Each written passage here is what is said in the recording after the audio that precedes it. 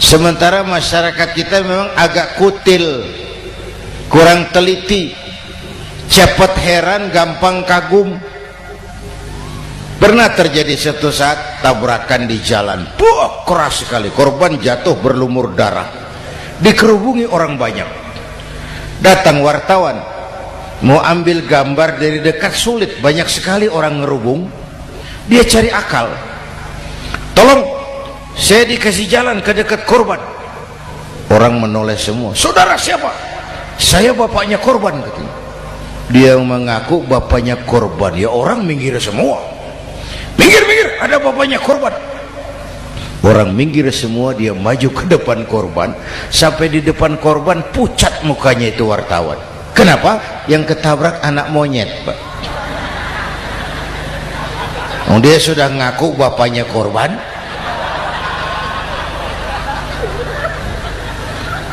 Ini cerita pendek tapi pesannya dalam.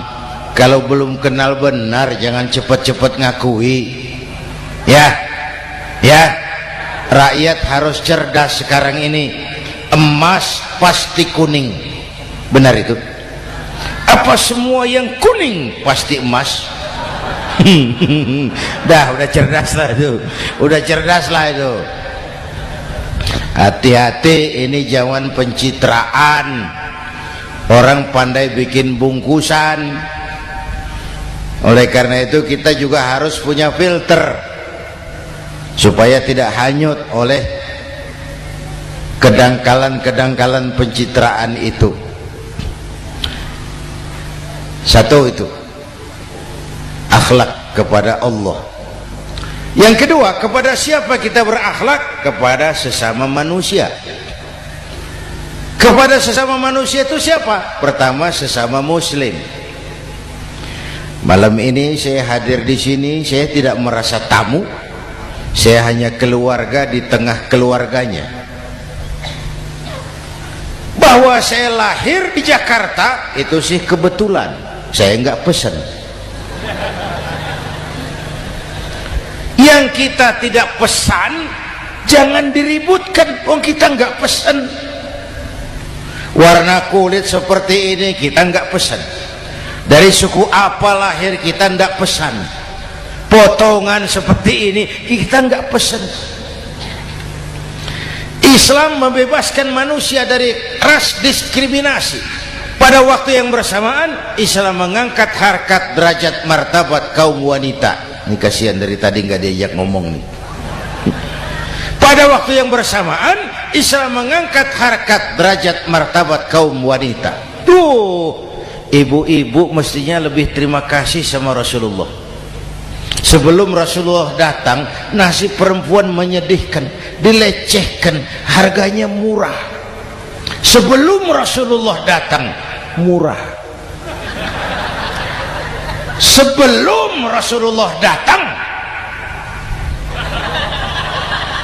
murah. Coba lihat wanita sebelum Islam, sedih, dilahirkan hanya untuk melahirkan, alat pemuas nafsu. Kalaupun berperan, peranannya cuma segitiga, dapur sumur kasur, kasur sumur dapur, putar-putar di situ saja. Nggak usah di Arab, dunia. Di Jawa, raja-raja Jawa sebelum kenal Islam seenaknya ngumpuli perempuan kan, selirnya yang 30, 50. Sultan-sultan di Turki piara harem ratusan orang perempuan. Kaisar terakhir dinasti Ming Cina bangun istana 1000 kamar, istrinya 1000. Innalillahi wa inna. Itu saya coba pikir, raja kalau istrinya 1000, kapan pakai kolor itu raja?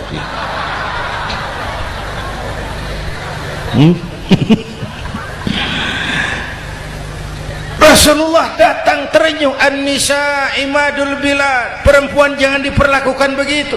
Perempuan tiang negara. Kalau baik perempuan, baik negara. Kalau rusak perempuan, hancur negara. Waktu ditanya, ya Rasul, siapa yang paling harus saya taati di dunia? Ibumu. Setelah itu siapa lagi? Ibumu. Setelah itu siapa lagi? Ibumu. Setelah itu siapa lagi? Bapakmu. Menghargai perempuan, ibumu, ibumu, ibumu, bapakmu. Ibu 3 kali disebut, bapak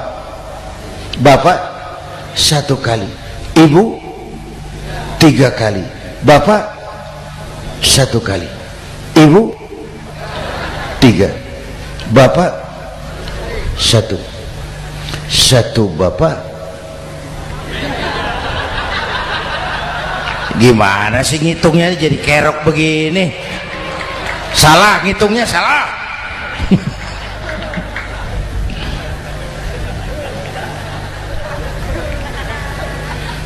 Lalu dicairkan kehidupan kemasyarakatan di masjid. Masya Allah, masjid itu pendidikan demokrasi betul. Pertama, siapapun masuk masjid copot sandal, buka sepatu. Benar itu? Ini masyarakat yang mau kita bangun. Tidak ada warga negara kelas 1, semua sama. Lurah masuk masjid buka sepatu, rah. Camat masuk masjid buka sepatu, mat. Gubernur masuk masjid buka sepatu, Nur. Nikmatnya masyarakat masjid. Nikmatnya masyarakat masjid. Coba binatang saja harganya tidak sama toh. Sapi yang mahal, yang gemuk, betul, karena harga sapi pada dagingnya. Makin gemuk sapi makin mahal harganya. Tapi ada burung perkutut lebih mahal dari sapi, padahal dagingnya sedikit, betul. Kenapa harganya lebih mahal dari sapi? Harga perkutut suaranya. Di mana harga manusia? Yang paling gemuk silahkan bersaing dengan sapi. maaf. Inna akramakum indallah atqakum. Masyarakat masjid sudah copot sandal, buka sepatu, sudah masuk ke dalam sholat berjamaah. Kalau sudah ke dalam sholat berjamaah, tidak pernah kita usil dari mana orang datang. Yang penting kemana dia menghadap. Itu masyarakat masjid. Dari mana kamu? Dari kidul, Pak, madhab ngulon.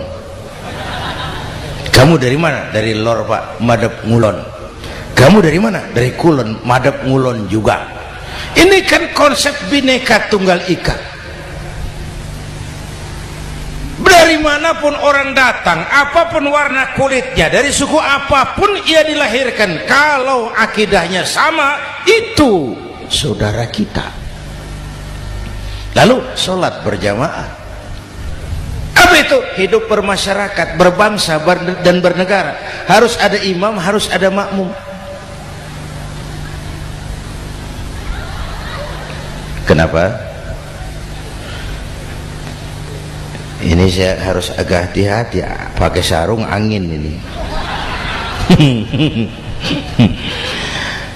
Apa tadi, ngomong apa saya? Sholat berjamaah, bermasyarakat, berbangsa dan bernegara. Ada imam, ada makmum. Siapa makmum? Kita ini rakyat. Siapa imam? Para pemimpin negara. Apa bedanya? Imam harus dipilih, makmum nggak usah. Coba baca kitab fikih yang setebal apapun, nggak ada bab pemilihan makmum. Nggak usah, makmum nggak usah dipilih. Orang buta boleh jadi makmum, orang bisu boleh jadi makmum, tukang mabuk boleh jadi makmum, tapi tidak tiap orang boleh jadi imam. Imam harus dipilih. Siapa yang jadi imam? Pertama, a'lamuhum, orang yang paling alim di kampungmu, angkat jadi imam. Yang paling alim, bukan yang paling tua. Yang paling alim, tahu urusan, punya konsep, punya visi dan misi, mengerti negara ini mesti dibawa kemana, jalan keluarnya apa, angkat jadi imam. Pak, ada dua orang Pak, alimnya sama, yang mana yang dipilih? Kalau ada dua orang alimnya sama, kata Nabi, afsahuhum, yang lebih fasih lidahnya. Apa artinya fasih? Nyambung sama rakyat, tahu apa yang dimaui rakyat, nyambung. Tidak sah orang fasih bermakmum kepada imam cedal.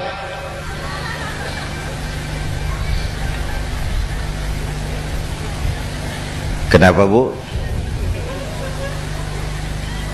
Nyambung. Capek kalau punya imam gak nyambung sama makmum. Makanya kalau sudah jadi imam, pesan Nabi apa? Idza amma ahadukumun nasa falyukhaffif. Kalau kamu jadi imam, ringankan solat kamu, jangan terlalu panjang. Itu makmum tidak sama kekuatannya. Ada yang tua renta, diri saja sudah gemetar. Ada makmum yang punya darah tinggi, kalau sujud lama kepalanya sakit. Ada makmum yang sudah janji habis solat mau terima uang. Jangan kalau sudah jadi imam di kota, sholat isya berjamaah, rakaat pertama selesai Fatihah, Yasin, bubar makmum itu. Jadi imam jangan terlalu lama. Kayak Husni Mubarak tuh, kelamaan jadi imam, 30 tahun, rakyat capek.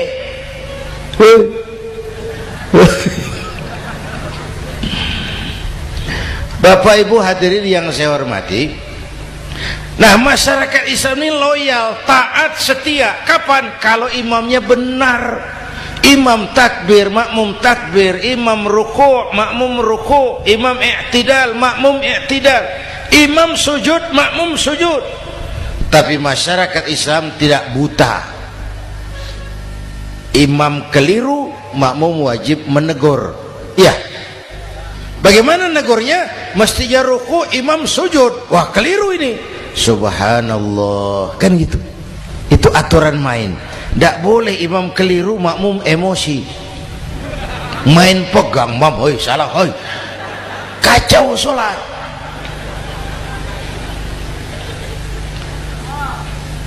Imam buang angin, apa makmum lalu berkata, demi kesetiaan saya kepada imam, imam buang angin, saya lebih keras lagi. Goblok. Iyyaka na'budu wa iyyaka nasta'in. Sampai situ imam buang angin, minggir. Tidak usah ribut. Yang di belakang satu orang maju ke depan, lanjutkan pekerjaan imam. Yang penting imam tahu diri, buang angin, minggir. Ini negara rusak karena imam sudah buang angin. Tenang aja, kayak orang nggak salah itu loh.